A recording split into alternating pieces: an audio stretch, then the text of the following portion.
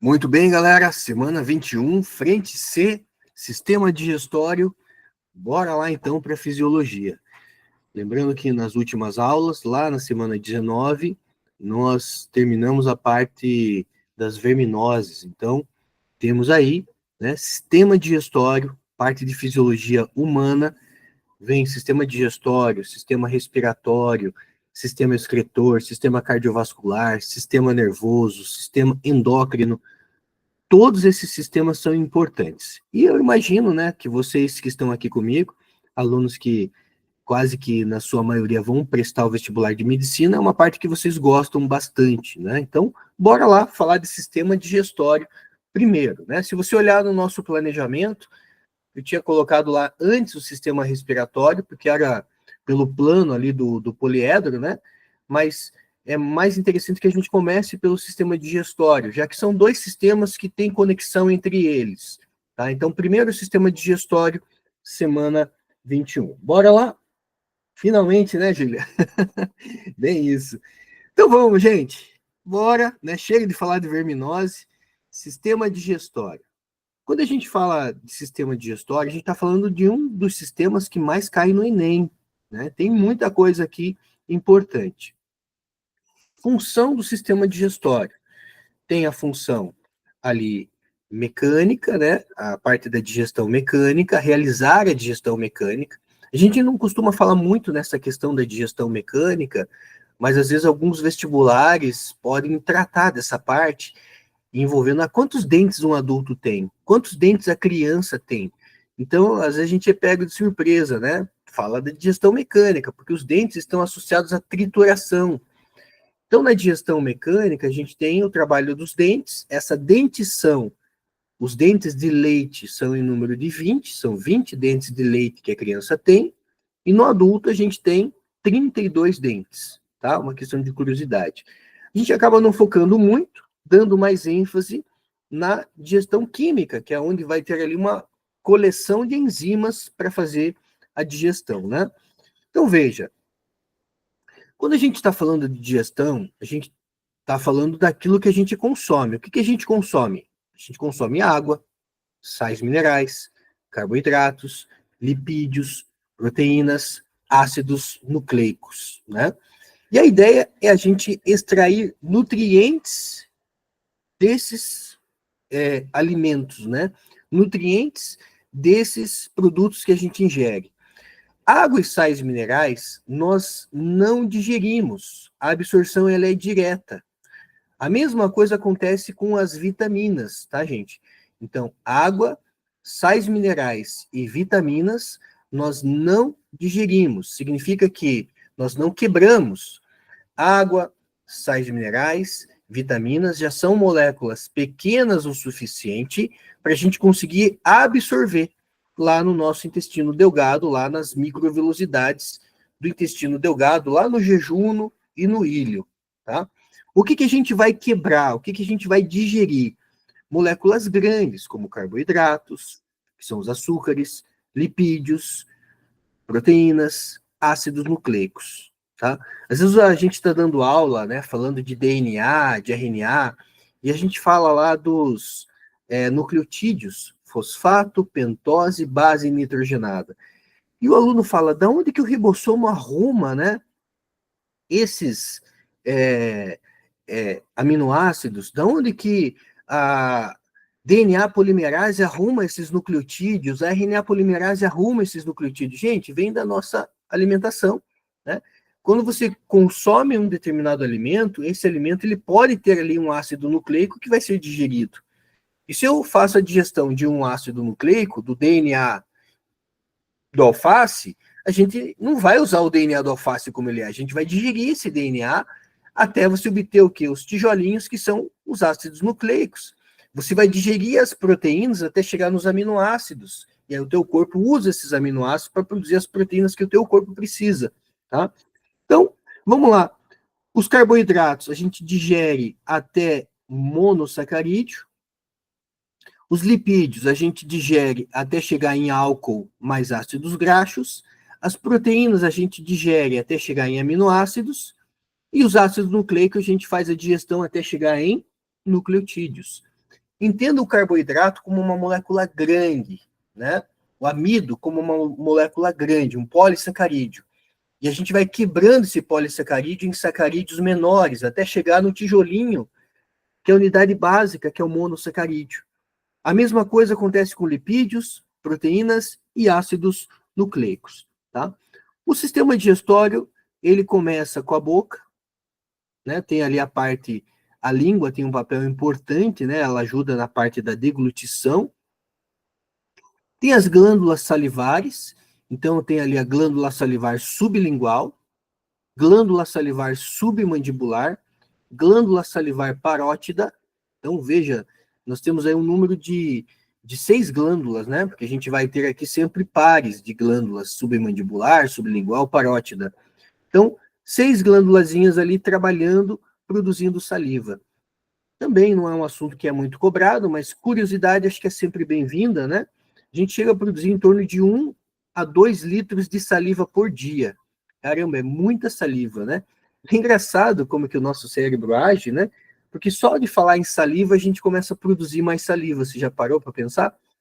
Ó, tô falando de saliva aqui, começa a salivar mais, né? Só começar a falar de comer, sistema digestório, é uma aula que a gente produz muita saliva. Por quê? Porque o nosso cérebro ele entende, se está falando de saliva, está falando de alimento, é a questão de instinto, né? Animal mesmo, né? Então você tem aqui glândulas salivares, e a saliva, gente, ela é importante não só para a digestão, porque na saliva a gente encontra uma enzima importante, que é a pitialina ou amilase salivar. Lembre-se que as enzimas, elas sempre terminam com ase. Então, amilase. A amilase é uma enzima que faz a digestão do amido. Protease é uma enzima que faz a digestão de proteína. Lipase é uma enzima que faz a digestão de lipídio. Nuclease é uma enzima que faz a digestão de ácidos nucleicos, tá? Mas a saliva, gente, ela vai conter uma enzima importante, que é a amilase salivar. A digestão do amido, ela começa na boca. Mas a saliva ela não está envolvida só na digestão. A saliva ela também está envolvida para ajudar a gente, quando você está triturando o alimento, né, formar uma massa alimentar, um bolo alimentar, que vai ser encaminhado até o teu estômago. E a saliva, ela contém uma substância, gente, às vezes passa batido isso aqui, tá? Mas ela contém uma substância chamada lisozima.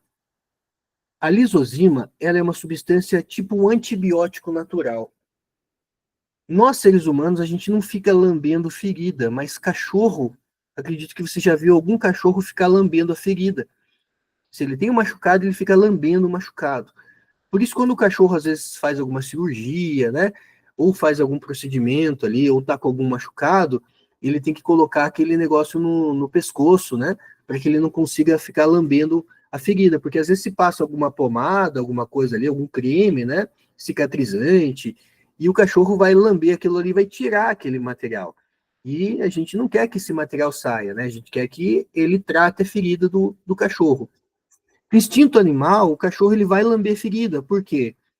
Porque na saliva, não só do ser humano, mas do cachorro também, contém uma substância que é um antibiótico natural. Isso aqui mata a bactéria. Isso aqui mata micróbios, né? É lógico, não estou aqui incentivando ninguém a lamber ferida, né? Nem o cachorro mesmo, é que o cachorro vai fazer isso por instinto animal. Nós, seres humanos, a gente, e até quem tem um animalzinho e cuida desse animal com carinho, né? Todo mundo deveria fazer isso, vai levar no médico veterinário animal e o médico vai receitar algum medicamento que é muito melhor do que a lisozima da saliva, né? Mas vem na saliva esse antibiótico natural, né? Que ajuda a combater aí micróbios que possam acabar piorando o processo infeccioso ali de uma ferida, tá? Aí vem depois a faringe, o esôfago, né? Não vai falar laringe, porque da faringe para laringe a gente está falando de sistema respiratório, tá? Então, faringe, esôfago, tá, gente? O que tem de importante no esôfago? O peristaltismo começa aqui, gente. Movimento peristáltico. Você está falando de uma musculatura lisa, né, que começa no esôfago. essa musculatura lisa vai fazendo que você tenha ali esse movimento peristáltico que vai levar esse alimento até o estômago. Aí vem o estômago, o intestino delgado é dividido em 3 porções, duodeno, jejuno e íleo, né? E aí vem o seco, que é a parte de conexão ali entre o intestino delgado e a primeira porção do intestino grosso, que a gente vai chamar de seco. O apêndice vermiforme, que no nosso caso ele é bem atrofiado, né? Tem médicos que vão dizer que não tem função nenhuma, tem médicos que vão dizer que ele mantém ali uma certa colônia de bactérias boas, e é importante ainda, né? Por mais que seja atrofiado. E aí vem o cólon. Aqui a gente tem, ó, o cólon. Cólon é intestino, tá, gente? A palavra cólon, tá? Ele colocou cólon, mas normalmente a gente escreve cólon com N, né? Cólon ascendente é o cólon que sobe. Então, cólon ascendente. Aí tem aqui o cólon transverso, cólon descendente, cólon sigmoide, reto e ânus. Tá? Então, cólon ascendente, cólon transverso, cólon descendente, sigmoide, que é esse que tem tipo um S aqui, né? Sigmoide, reto e ânus. O reto é a porção onde a gente armazena as fezes. E o ânus, né, termina ali o sistema digestório, tá? Reto e ânus. Então, aqui foi toda a sequência. Quais são os órgãos acessórios, tá, gente? O alimento não passa pelo fígado, o alimento não passa pelo pâncreas, tá? O alimento não passa por esses órgãos acessórios. O fígado tá aqui, ó. Tudo isso aqui é o fígado, ó. Lembre-se que é sempre a imagem olhando para vocês, tá, gente? Então, esse aqui é o lado direito da imagem, esse aqui é o lado esquerdo da imagem. Ah, o fígado fica mais voltado, então, para o lado direito. Ah, o estômago fica com, né, com essa curvatura aqui mais voltada para o lado esquerdo. Exatamente. Por isso que dizem, quando você está com a barriga cheia, o ideal é você não deitar, né? Mas se você deitar quando você estiver com a barriga cheia, olha seu estômago, onde que está aqui, ó. O ideal é que você deite para o lado esquerdo. E daí, esse estômago cheio, né, não vai facilitar o refluxo. Agora, quando você deita ao contrário, isso aqui facilita o refluxo. Então, deitei com a barriga cheia. Deita virado para o lado esquerdo. Isso diminui a chance de você sofrer com refluxo. Beleza? O ideal é não deitar, né, com a barriga cheia. Os médicos dizem sempre que que momento que eu posso, qual é a minha última refeição do dia? Se você dorme às 10 horas da noite, o ideal é que a sua última refeição seja 8 horas da noite. 2 horas antes de dormir, porque a gente conta ali 1h30 para digestão, né? Então, o ideal é que você vá deitar, que você vá repousar, isso já é algo que vai influenciar na qualidade do teu sono, é deitar sem fazer a digestão, gente, né? Porque se eu vou dormir com a barriga cheia, você vai estar fazendo digestão, você vai estar tentando dormir, né? Aquele estômago trabalhando, aqueles órgãos ali digestivos trabalhando, e você, né, acaba não tendo uma boa qualidade de sono. E ainda o risco de refluxo, né, durante a noite. O refluxo vai trazer a possibilidade de uma queimação aqui no seu esôfago que não é preparado para receber o ácido, né, clorídrico. Então a gente tem essa sequência, tá? Boca, faringe, esôfago, estômago, intestino delgado, dividido em duodeno, jejuno e íleo. Aí vem intestino grosso, né? Começando ali na parte do seco. Lembre-se que tem o apêndice vermiforme. Aí vem o intestino grosso, propriamente dito, com colo ascendente, transverso, descendente, sigmoide, reto e ânus. Beleza? Eu insisto nisso porque a federal já, né? Para quem resolve questões da federal, vai lembrar que tem questões da federal que dão essa imagem aqui, lógico que eles não colocam, né? Mas eles querem que o aluno saiba o que é cada estrutura, né? O caminho do alimento, então, só para dar um reforço aqui, né? Boca, você tem ali o trabalho da língua, dos dentes e da saliva. E vai lá, intestino grosso, seco, cólon, reto e ânus, né? Aqui numa parte mais detalhada, né? Ali, para vocês, mas basicamente o que a gente falou. Só mais um detalhe, né? Nessa imagem anterior, aqui ele mostrou a vesícula biliar. Lembre-se, quem produz a bile é o fígado. Qual é o papel da vesícula biliar? É armazenar a bile. Ah, o meu tio tirou a vesícula biliar. O que que acontece? Gente, quando você tem a vesícula biliar, você consegue armazenar uma grande quantidade de bile. Quando você come alguma coisa muito gordurosa, você consegue liberar uma grande quantidade de bile, facilitando o processo digestivo. A bile não contém enzimas, mas a bile ela faz a emulsificação da gordura, ela quebra a gordura em gotículas menores. Isso chama-se emulsificação da gordura. Então, quando a gente come um alimento muito gorduroso, quando esse alimento que sai do estômago e vem para o teu intestino delgado, a gente chama de quimo. O alimento aqui no intestino delgado é chamado de quimo. Quando esse quimo chega muito gorduroso, você aciona a sua vesícula biliar para mandar toda essa bile de uma vez só para cá. Isso emulsifica toda essa gordura que facilita a ação da lipase pancreática, que é a enzima que faz a digestão de gordura. E quando não tem a vesícula biliar, a pessoa fez uma cirurgia e eliminou a vesícula biliar. Lembre-se, quem produz a bile é o fígado. O fígado continua gotejando bile lá no seu intestino delgado, gente. Só que não é uma grande quantidade, é um gotejamento, tá? Então ele vai gotejar bile lá. A pessoa pode comer gordura? Pode, só que agora ela vai ter que cuidar para ingerir pequenas porções de gordura, porque senão ela pode ter um mal-estar digestivo se ela ingerir grandes quantidades de gordura sem ter agora a vesícula biliar, tá? Então o fígado, quando ele produz a bile, ele goteja essa bile lá no intestino delgado e ao mesmo tempo ele armazena aqui, né? Manda para a vesícula biliar armazenar grande quantidade de bile. Não tem vesícula, não armazena mais, mas ele continua gotejando essa bile lá no duodeno, beleza? E o pâncreas, Giovanni? O pâncreas está aqui, galera. O pâncreas é um órgão, gente, de difícil acesso.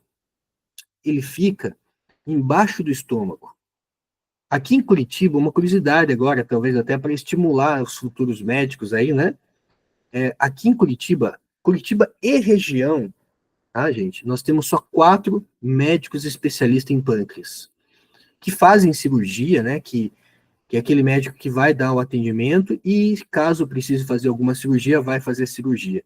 Então, veja, Curitiba, capital, uma grande, né, cidade, Curitiba e região, nós temos 4 médicos especialistas em pâncreas que fazem cirurgia. Como que eu sei disso? A minha esposa precisou fazer um procedimento no pâncreas, e sempre que a gente entende qualquer problema de pâncreas, a gente já entende que é alguma coisa perigosa, né? Foi o que aconteceu com a gente. Minha esposa já achou que estava com um tumor ali no pâncreas e a gente já pensa o pior, né? E aí o médico ainda fala, olha, geralmente um cisto no pâncreas, que foi o caso da minha esposa, estava com 2 cistos grandes no pâncreas, tem 15% de chance de ser benigno e 85% de chance de ser maligno, ou seja, um câncer, né? E se era um cisto grandão, a gente já imagina um câncer avançado, né? Só que, para nossa sorte, né, a gente caiu nos 15%. E aí, como que foi feita a cirurgia? Para o cisto, gente, significa que tinha um acúmulo de suco pancreático que não tinha sido drenado. O pâncreas produz um suco pancreático. Esse suco pancreático, se ele não é drenado, ele começa a fazer com que o órgão, né, crie cistos, acúmulo de suco pancreático. E a minha esposa estava lá com 2 cistos gigantes no pâncreas. E aí, como que foi a cirurgia? Vai abrir a barriga? Não, né? Aí seria uma cirurgia de grande porte. Então ele faz tipo uma endoscopia. Com a pessoa sedada, ele vai por dentro do estômago, perfura o estômago e chega no pâncreas, né? E aí ele drena lá o cisto. Então é uma microcirurgia por dentro do estômago, ele perfura o estômago e chega no pâncreas e drena aquele cisto, né? Então é algo aí, né, que até o médico acabou dando uma aula ali, né, de pâncreas para a gente, né, no dia que a gente foi na consulta, falando, e foi ele que falou, olha, ainda bem que vocês me encontraram, porque na região aqui, Curitiba e região, só tem 4 médicos que poderiam dar esse tipo de atendimento para vocês, né? Então é uma especialidade aí, ele até disse, né, o pâncreas é um órgão nobre, é um órgão de difícil acesso, é um órgão complexo da gente trabalhar com ele, né? Então algo que fica aí de repente a dica, né? Precisamos de profissionais especialistas em pâncreas no mercado médico. Seguimos aqui, galera, a deglutição. Então falamos da boca, a boca tem os dentes, a boca tem a trituração, né? Tem a mastigação, que vai misturar o alimento com a saliva, e é importante que a gente mastigue bem, né? Que é a parte mecânica, e aí vem a deglutição. A deglutição é quando você engole esse alimento, né? Então, essa deglutição, a língua ajuda nesse processo de deglutição, ó, o bolo alimentar, a epiglote está levantada, né? Então, o que, que vai acontecer ali? Aqui está a traqueia, cavidade oral, esôfago, epiglote abaixada, bloqueia a laringe, né? Então, essa epiglote tem que abaixar. Gente, essa abertura aqui que leva para a traqueia e sistema respiratório, ela é a glote, tá? Aqui está a glote. A epiglote é essa membraninha aqui, ó, esse pinguelinho aqui. Isso aqui desce e fecha a glote, tá?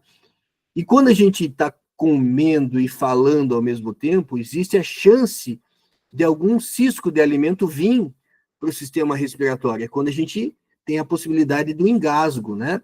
Ou daquele mal-estar. Caramba, foi uma farofinha lá na minha traqueia, né? E aí a gente gera aquele mal-estar respiratório ali e fica tossindo, né? Então a epiglote, ela baixa, fazendo com que o bolo alimentar, então, ele não entre na laringe aqui, né? E é na laringe que fica ali as pregas vocais, ele não entre na laringe, ele siga ali, então, para o esôfago, tá? Aqui, boca, mastigação, insalivação. O que é insalivação? Insalivação é a mistura do alimento com a saliva. Deglutição é quando a gente engole, né? Os movimentos peristálticos começam no esôfago. Glândulas anexas, você tem o fígado, o pâncreas. Aí, né, os órgãos aqui, o estômago, duodeno, intestino grosso, jejuna e ilho, e o ânus lá embaixo. Tá? Aqui dando um zoom, né, na parte dos órgãos. Veja, então, aqui está o fígado. Veja que o fígado, gente, ele tem os canais aqui que fazem com que ele mande, goteje a bile diretamente lá no duodeno. O duodeno, gente, então veja, mais ou menos aqui assim termina o estômago, né? O estômago termina aqui. Entre o estômago e o intestino, a gente tem ali uma válvulazinha. Uma válvula que está aqui em cima é chamada de cárdia. Entre o estômago e o seu esôfago tem a cárdia. Cárdia porque está perto do coração, né? E entre o estômago e o duodeno tem a válvula piloro. Cárdia e piloro são as duas válvulas que você tem no seu estômago. Uma delas separando o esôfago do estômago, outra separando o estômago do duodeno. O duodeno é a primeira porção do intestino delgado. E ele tem aproximadamente, gente, 25 centímetros. Ele é só essa curvinha aqui, ó. Ele é só uma curvinha. E basicamente a digestão vai terminar nele. Mas olha a intimidade do duodeno com o fígado, com a vesícula biliar e com o pâncreas, gente. Olha a intimidade dele, né? Perceba que o pâncreas tem uma conexão direta no duodeno. Esse aqui é chamado de canal, né, colédoco. O que é esse canal colédoco? É o canal onde chega a bile, que vem da vesícula biliar e do fígado, e que vem o suco pancreático do pâncreas, tá? Quando eu disse para vocês que a minha esposa estava com cisto, né? Esses canaizinhos aqui, ó, estavam acumulando líquido, né? E aí formou o cisto que precisou ser drenado, né? Só por uma curiosidade aí para vocês. Então a gente tem esse canal colédoco que conecta aqui no intestino delgado na porção do duodeno, né? Então a vesícula biliar manda a bile, o duodeno também recebe a bile direto do fígado, tá? Que também armazena a bile, repõe a bile ali na vesícula biliar. Então, fígado e pâncreas, o alimento não passa por ele, é o fígado lançando a bile, que não contém enzimas, no duodeno, é o pâncreas lançando o suco pancreático, que contém várias enzimas, no duodeno. Então, nós temos aqui, no estômago, gente, você tem o suco gástrico, né? O suco gástrico, ele é formado pelo HCl, que é o ácido clorídrico, mais enzimas. Essas enzimas aqui são principalmente proteases. Qual é a principal protease aqui? É a pepsina. Pepsina. Pepsina é uma protease que vai fazer digestão de proteína. Então, veja, a digestão do amido começou na boca, a digestão de proteína começa no estômago, tá? E aí, lá no pâncreas, você tem o suco pancreático, que contém enzimas mais bicarbonato. No fígado, você tem a produção da bile, que é armazenada na vesícula biliar e lançada no duodeno, tá? A gente vai voltar a falar de um pouco, né, um pouco mais desses órgãos aí a partir de agora. Então, sintoniza comigo aqui. A gente vai tocar mais 10 minutinhos aqui, daí eu paro mais ou menos ali umas 5 para as 4, tá? Digestão do amido. O amido é um carboidrato, ele é um polissacarídeo. Onde acontece a digestão do amido? Na boca. Na boca você tem a amilase salivar. E você quebra esse amido, que é uma macromolécula. Imagine que o amido, gente, ele é um bloco muito grande. E a gente quebra esse bloco em blocos menores. A maltose, por exemplo. Tá? A maltose, ela é um disacarídeo. Mas você não quebra o açúcar completamente. Você quebra ele em açúcares menores, tá? Como a maltose, por exemplo. Onde que você vai terminar a digestão do amido? Vai terminar no seu duodeno. No duodeno você tem o quê? O suco pancreático, que contém bicarbonato, e contém uma enzima chamada amilase pancreática, que vai terminar a digestão do amido. Então, se ela pega, por exemplo, a maltose, que é um disacarídeo de glicose mais glicose, ela vai quebrar essa maltose, que é um disacarídeo, em duas glicoses, tá? O suco pancreático, então, contém bicarbonato e contém a amilase pancreática, que vai terminar a digestão do açúcar, do amido. Beleza? Só que imagine o seguinte, o duodeno, ele tenta se garantir. É como se ele não confiasse totalmente na amilase pancreática. Então, ele produz as suas próprias enzimas. Por exemplo, a maltase, a lactase, né? A sacarase. Essas são as 3 enzimas, gente, produzidas pelo suco entérico. A palavra enter significa intestino. O que é um suco entérico? É o suco que o próprio duodeno produz. É como eu disse, é como se o duodeno não confiasse totalmente na amilase pancreática. Então ele fala, peraí, deixa eu produzir minhas próprias enzimas aqui. Se ele não terminar a digestão do amido, eu termino aqui. Então a maltase termina a digestão da maltose. Lactase faz a digestão da lactose. Sacarase faz a digestão da sacarose. Ah, professor, quem tem intolerância à lactose, o problema está aqui. Exatamente, é uma enzima intestinal que está no suco entérico, né? Intolerância à lactose, lembrando que lactose é um açúcar do leite, né? Cuidado, lactose não é proteína do leite, é um açúcar do leite. Você tem uma enzima para digerir ela. E quando a gente produz essa enzima em quantidade menor do que o normal, ou não produz, a gente é intolerante à lactose. Né? O que acontece? Aqui no seu duodeno, gente, o que acontece no intestino? Então, imagine que o intestino está aqui. Se eu não faço a digestão desse açúcar, né? Se a lactose, que é um açúcar, está aqui, significa que o meu intestino está hipertônico. Seja sal, seja açúcar, o intestino está hipertônico. Se o meu intestino está hipertônico, por osmose ele começa a puxar água dos tecidos vizinhos. Isso gera o quê? Diarreia osmótica. A pessoa que é intolerante à lactose, ela não faz a digestão da lactase, que faz com que aumente a concentração de açúcar no seu intestino. Isso gera um mal-estar, né? Gera gases, porque as bactérias que estão ali começam a fermentar esse açúcar, e também leva a uma diarreia osmótica. A gente começa a puxar água dos tecidos vizinhos e tem ali a formação, né, de uma diarreia osmótica, devido a não digerir esse açúcar, que leva ali, né, a puxar água dos tecidos vizinhos. Então, essa é a digestão do amido, gente. Lembre-se disso. A digestão do amido começa na boca, quebrando o amido em blocos menores, em açúcares menores, termina no intestino, por ação do suco pancreático que contém amilase pancreática, e ainda assim o suco entérico, que é o suco do próprio intestino, produz maltase, que faz a digestão da maltose, lactase, que faz a digestão da lactose, sacarase, que faz a digestão da sacarose, né? Lembrando que a sacarose é o açúcar das frutas, né? Açúcar da cana, aí. Digestão de proteínas. Digestão de proteínas começa no estômago, então veja, não tem boca aqui, ela começa no estômago e termina no duodeno, termina no intestino. Então, no estômago, o que nós temos? Nós temos o suco gástrico, HCl, e a pepsina, que é uma protease.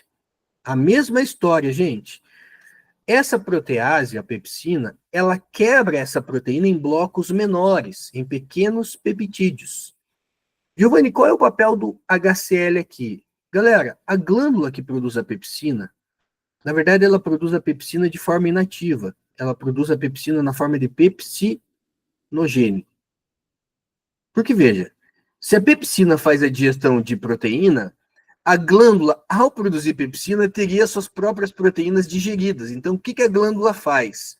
Essa glândula, ela produz a pepsina inativa, que é o pepsinogênio. E o pepsinogênio, ele é ativado pelo HCl. E aí ele converte-se em pepsina. Tá? Então, por que a glândula não é digerida? Porque a glândula produz a pepsina inativa, que é o pepsinogênio, que em contato com o ácido clorídrico converte-se em pepsina, tá? E a pepsina quebra essa proteína em peptídeos menores. Lá no seu duodeno, você vai receber o suco pancreático. E o suco pancreático, além da amilase pancreática, ele contém uma protease. Protease. Que nesse caso agora é a tripsina. O que a tripsina faz? Ela quebra esses pequenos peptídeos em aminoácidos. Mas aquela história, gente. O duodeno é como se ele não confiasse totalmente na tripsina. Então ele produz também as suas próprias enzimas, as suas próprias proteases. É uma protease que é a dipeptidases, que vão garantir que se sobrou algum peptídeo menor, alguma proteína, né, em blocos menores, ele garanta a quebra até aminoácido. Ah, por que tem a dipeptidase se já tem a tripsina? É uma forma de garantir a digestão, tá, gente? Então, veja, né? A gente tem aqui as dipeptidases, que são enzimas do suco entérico. E a tripsina é uma enzima que vem do suco pancreático. Beleza? Lembrando, tá, galera, que as enzimas, elas têm um pH ótimo. Então, lá na boca, a digestão do amido aconteceu num pH 7, um pH neutro. Aqui no estômago, a pepsina atua num pH 2, num pH ácido. Aqui no duodeno, o pH é um pH o quê? É um pH 8, em torno de 8 a 10. Então, as enzimas, elas são proteínas, e se elas são proteínas, elas têm o quê? Um pH ótimo, galera. Então, a enzima que atua na boca precisa de um pH 7, a enzima que atua no estômago, um pH ácido, pH 2, a enzima que atua no duodeno, um pH alcalino, um pH básico, tá? E aí, só para a gente terminar, a digestão de ácidos nucleicos começa e termina no duodeno. O suco pancreático libera uma enzima chamada nuclease, que vai quebrar até nucleotídeos, e o suco entérico, como não confia totalmente na nuclease, ele também produz uma enzima, que é a nucleotidase, que vai garantir a digestão até nucleotídeos. Então, ácido nucleico começa no duodeno e termina no duodeno. E lipídio? Lipídio também, gente. Começa no duodeno e termina no duodeno. A bile emulsiona o lipídio, quebrando uma gota de gordura em gotículas menores. O suco pancreático, ele tem a lipase pancreática, que vai quebrar até ácidos graxos e álcool, tá? Então, aqui a gente terminou a visão geral. Vocês vão ver que eu destinei ali pelo menos 2 aulas para a gente falar de sistema digestório, porque realmente tem uma parte de aprofundamento que a gente vai ver semana que vem, tá bom? Se alguém tiver alguma dúvida, permaneço por aqui. Se não, obrigado aí, semana 21 concluída. Até mais, gente.